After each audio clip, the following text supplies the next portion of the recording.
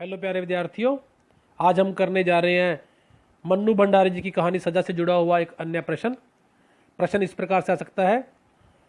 सजा कहानी की नायिका का चरित्र चित्रण कीजिए, अथवा सजा कहानी के आधार पर आशा के चरित्र पर प्रकाश डालिए। आइए इस पर बात करते हैं। प्रस्तुत कहानी की लेखिका मध्यवर्गीय परिवारों की ओर, विशेषकर नारी की समस्याओं, उनके मानसिक द्वंद्व को चित्रित करने में सिद्धहस्त है। स्वयं एक नारी होने के कारण नारी मन की हर बात वह भली भांति समझती है। प्रस्तुत कहानी में उन्होंने आशा के चरित्र के द्वारा एक मध्यवर्गीय परिवार की बालिका के दुखपूर्ण जीवन के 5 वर्षों का यथार्थ चित्रण किया है। आशा छोटी आयु की होने पर भी सयानों की तरह बात करती है, सोचती है और दुख को सहन करती है। उसके चरित्र की निम्नलिखित दिशाएं हमें देखने को मिलती हैं। आशा पितृभक्त है। उसके पिता पर झूठा गबन का मुकदमा बन गया, जिसके कारण उसके पिता को 2 साल की सजा हो जाती है। आशा भी अपने दादा दादी के साथ उन्हीं की तरह रोती है। वह इसी दुख में 2 दिन स्कूल नहीं जाती। जब उसकी सहेलियां उस पर व्यंग करती हैं तो उसे क्रोध चढ़ जाता है। उसका जी करता है कि वह चीख चीख कर सबसे कहे कि उसके पापा ने कुछ नहीं किया। 25 दिन जेल में रहने के पश्चात आशा के मामा ने उनकी अपील मंजूर करवा ली और उसके पापा घर वापस आ गए। किंतु जब जेल से वापस आकर उसके पापा ने उससे पहले जैसा प्यार नहीं किया, आशा इसकी शिकायत अपने पापा से नहीं करती। वह सोचती है, यूँ मैं उनकी उस उदासीनता और तटस्थता को समझती भी हूँ। शायद वह अब किसी से मोह नहीं रखना चाहते, कहीं फिर सजा हो गई तो। वह अपने पापा के लिए सदा प्रार्थना किया करती है, हे भगवान, सब दुख हो दो पर मेरे पापा को पहले जैसा कर दो। वह पहले के ही तरह काम करेंगे तो मैं सब कुछ सह लूँगी। वह चाहती है पापा को उनकी तपस्या का फल अवश्य मिले। तो कुछ वह सह रहे हैं, वह तपस्या से कम नहीं है। सीलन भरी अंधेरी कोठड़ी में सबसे मुंह छिपाकर रहना, बच्चे कहीं, पत्नी कहीं, अब तो रहम करना, अब उन्हें सजा मत देना। आशा के पापा को सस्पेंड हुए 4 साल बीत गए। अदालतों में चक्कर अभी समाप्त नहीं हुए। इन 4 सालों में क्या कुछ नहीं हो गया। वह भगवान से प्रार्थना करती है, भगवान, देर तो बहुत हो गई, अब अंधेर मत करना। वह देर भी अंधेर से कम नहीं, पर और अंधेर मत करना।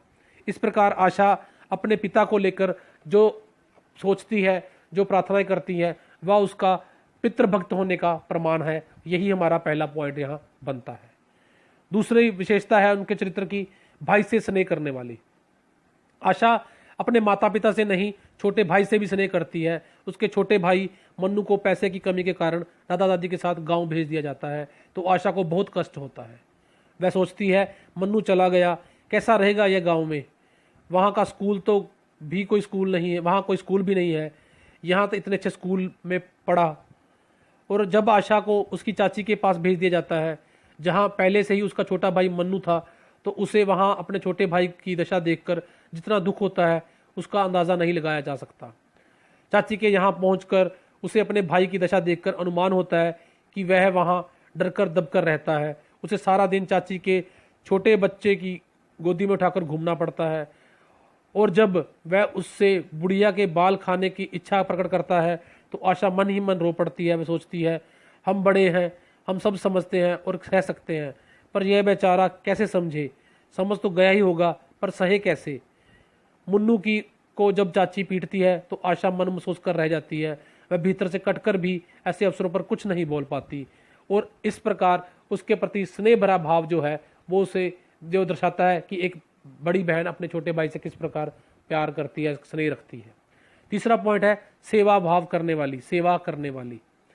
आशा भले ही छोटी आयु की है, किंतु घर के कामकाज में इतनी दक्ष है कि उसका मुकाबला उसकी कोई सहेली नहीं कर सकती। वह कहती है, 7 आदमियों का दोनों समय का खाना बना लेती हूँ। खाना ही नहीं, घर का सारा काम भी करने लगी हूँ। मेरे साथ स्कूल में जो लड़कियाँ पढ़ती थी उनसे करवा लो, देखो कोई काम। घर का काम करने की इसी क्षमता से आशा ने अपनी चाची के क्रोध को भी संभाला। दोनों समय का खाना बनाने की जिम्मेदारी उसने अपने सिर ले ली थी। उसके काम से चाची भी खुश थी। वह कहती, तुम तो बड़ी होशियार हो आशा, इतना काम कर लेती हो। नेक्स्ट पॉइंट है जी सहनशीलता। आशा में सहनशीलता कूट कूट कर भरी हुई है।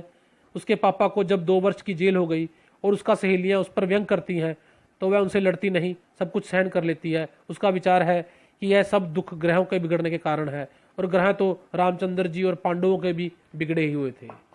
यही नहीं, पापा के मुकदमे के लिए पैसे के लिए, घर के खर्च को चलाने के लिए जब उनका पकाना, खाना और सोना बरसाती में होने लगा, नीचे के मकान खाली कर दिया गया और एक छोटी सी कोठरी उसके पढ़ने को दे दी गई, जहाँ भयंकर गर्मी थी और पंखा भी नहीं था। दोपहर को तो वह कमरा भट्टी की तरह जलता था।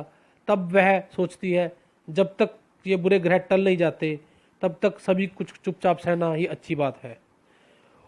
उसने स्कूल बस छोड़ दी, 3 मील पैदल चलकर स्कूल जाती थी। धूप हो या बारिश, उसके चेहरे पर शिकन नहीं आती थी। चाची जब मुन्नू को पीटती थी तब भी वह चुपचाप सहन कर जाती, कुछ भी शिकायत न करती। वह अकेले में उसे प्यार कर लेती थी। चाची घर का सारा काम करने पर जब रात को उसकी टांगें दुखने लगती थी तो वह उस पीड़ा को सहन करती और चाची से शिकायत भी नहीं करती थी। अगला पॉइंट है जी, सयानी या समझदार। आशा को उसके माता पिता बच्चा समझते थे, किंतु वह समझदार हो गई थी, सयानी हो गई थी।